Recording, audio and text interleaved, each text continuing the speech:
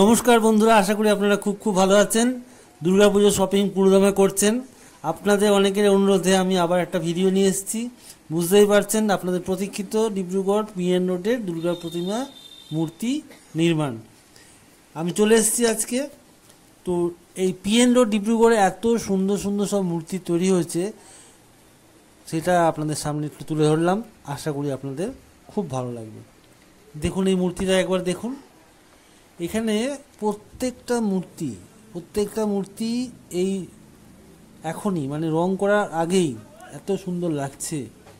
রঙের পরে কীরকম লাগবে আমি আবার আসবো আপনাদের সামনে নিয়ে আসবো।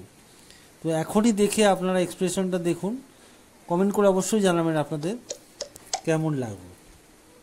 যাই হোক, ডিব্রুগড় পিএন রোডে আগেরবারও দেখিয়েছিলাম মূর্তি, আপনাদের অনেকেরই খুব পছন্দ হয়েছিল, ভালো লেগেছিল, অনেকেই রিকোয়েস্ট করেছিলেন। সেই জন্য আমি আজকে চলে এসেছি ডিব্রুগড় পিএন রোডে দুর্গা প্রতিমা। এখানকার শিল্পী অসাধারণ কারুকার্য, অসাধারণ তার শৈল্পিক তার নমুনা তুলে ধরেছে মূর্তির মাধ্যমে। এত সুন্দর মূর্তি, এত সুন্দর তার মানে কাজ, তার সৌন্দর্য নিখুঁতভাবে ফুটিয়ে তুলেছে। অসাধারণ লাগছে। এই মূর্তিগুলো ডিব্রুগড়ের বিভিন্ন অঞ্চলে বিভিন্ন জায়গায় পৌঁছে যাবে, তখন মণ্ডপ থেকে আপনারা এগুলোকে দেখবেন। তার আগে যতটা সম্ভব আমি আপনাদের সামনে তুলে ধরলাম।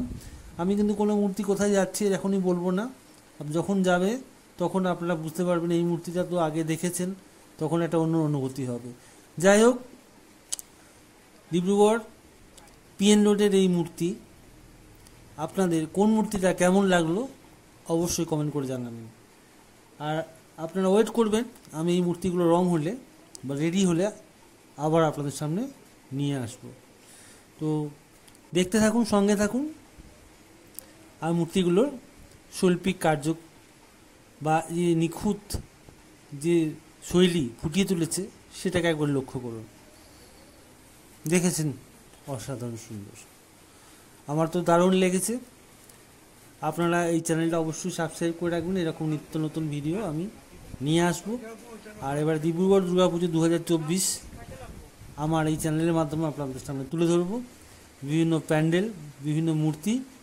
আর যখন সমস্ত জিনিস রেডি হয়ে যাবে তখন প্যান্ডেল মূর্তি একই সঙ্গে আপনাদের সামনে নিয়ে আসবো।